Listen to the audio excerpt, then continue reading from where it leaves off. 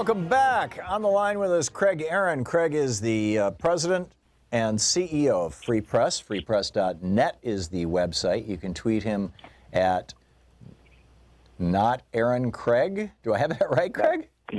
Yeah, that's right. When you have two first names, sometimes you have to remind people. So I'm Craig Aaron, not Aaron Craig, except on Twitter. Okay.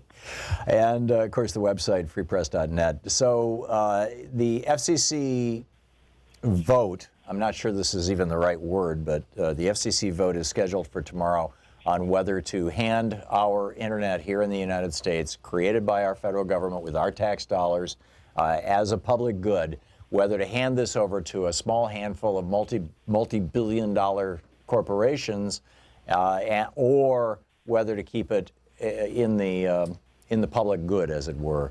What are your thoughts on how that's going to play out, and how are people responding around the country right now? Well, that's absolutely right. It is a vote. The Federal Communications Commission is expected to vote to dismantle those fundamental open internet net neutrality protections that you're talking about.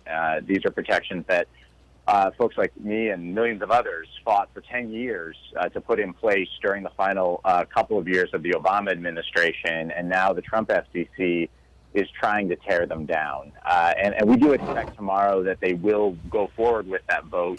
It will almost certainly be a 3-2 party line vote, with all of the Republicans, the Trump appointees, voting to get rid of net neutrality, and the two Democrats standing strong in opposition. But what's interesting, and the Thom Hartmann Program was a show far ahead of most of the media when it came to the issue of net neutrality, but is that there is this unprecedented public response.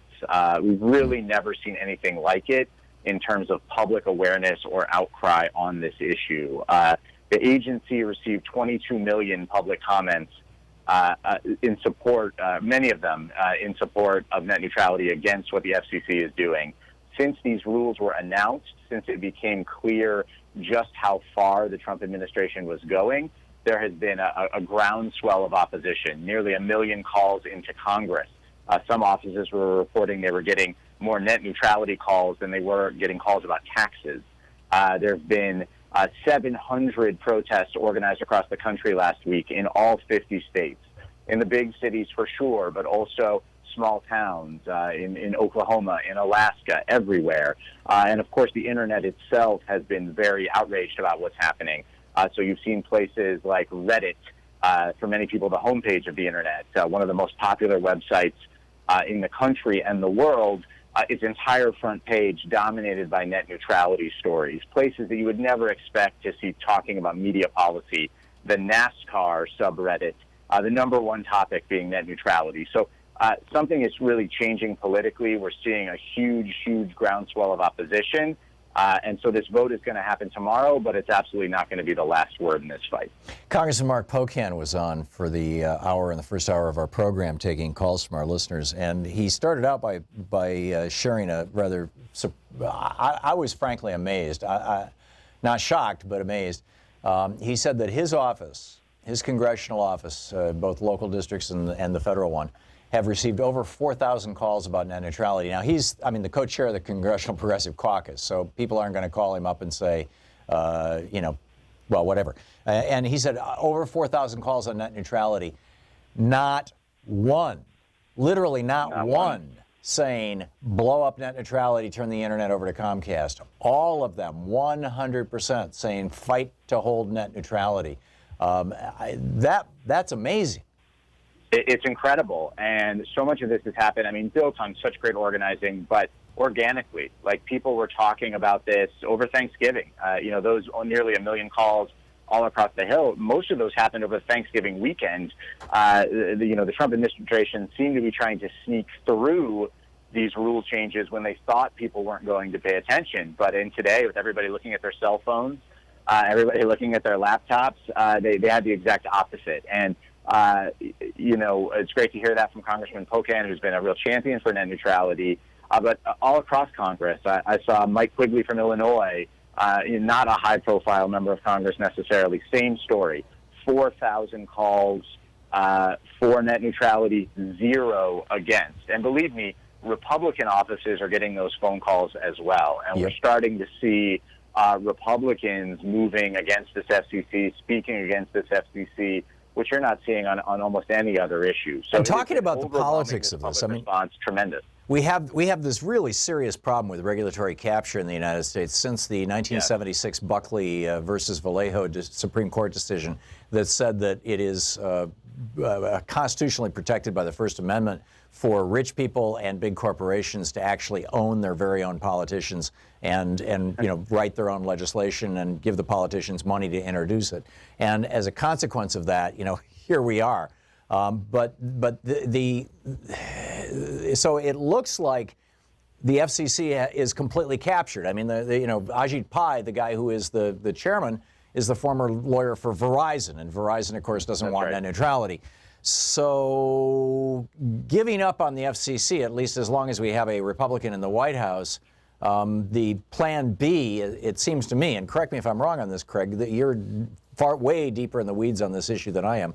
It seems like plan B would be to have Congress pass a law explicitly saying that the internet is covered under Title II of the Telecommunications Act and is to be regulated as a common carrier. Is that right?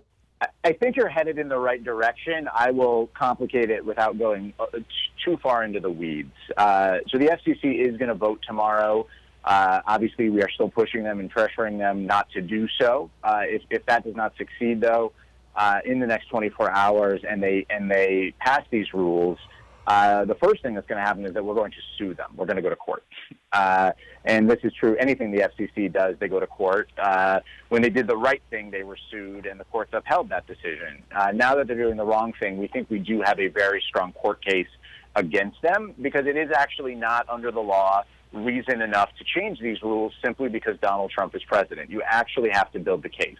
Right. So that'll be one front. The other front, as you suggest, is going to be Congress. And this is where it gets tricky because the thing that is happening in Congress is the strategy that's being run by AT&T and Comcast is they want this FCC to push through this incredibly extreme measure, tearing down what the previous FCC did and what the people want. They want to get rid of that, and they want to try to leverage that outrage to go to Congress with something that's 5% worse, or 5% less awful, and they want to call it net neutrality and call it a compromise and try to ram it through forever. They want to create a Potemkin village. That version of this bill, but there are other options. Long term, I think it looks like exactly what you're describing. Short term, this Congress has in its power, and they've used it, unfortunately, for usually to overturn good environmental and privacy regulations, but they have in their power something called the Congressional Review Act, which allows them to pass a resolution of disapproval that throws out actions of agencies. And so I think there's going to be a big push early next year to get Congress to do absolutely that, to reject what this FCC has put forward and go back to the solid rules on the books, which are absolutely grounded in the law, Title II of the Communications Act, backed by the courts. Right. So that'll be the first step. And then I think the longer play, of course, is, yes, we want Congress to take this seriously. They need to act. But this exact Congress we have today and the kind of people pulling those levers, the kind of capture you're talking about, we just need to be very cautious and make sure we're not signing away or compromising away something that's anything less than real net neutrality based on strong authority. Brilliant. So well said. Craig Aaron, the president and CEO of Free Press. FreePress.net is the website. You can tweet him at @NotCraigAaron. And not Aaron Craig. Excuse me, not Aaron Craig. You're right, not Aaron Craig. Thank you for correcting that. Or @FreePress or @FreePressAction. Craig Aaron, you're doing God's work. Thanks so much for being here. Thanks for the opportunity, Tom. Always appreciate being on. Good talking with you. We'll be back. This is the Thom Hartmann Program. Back with more of your calls.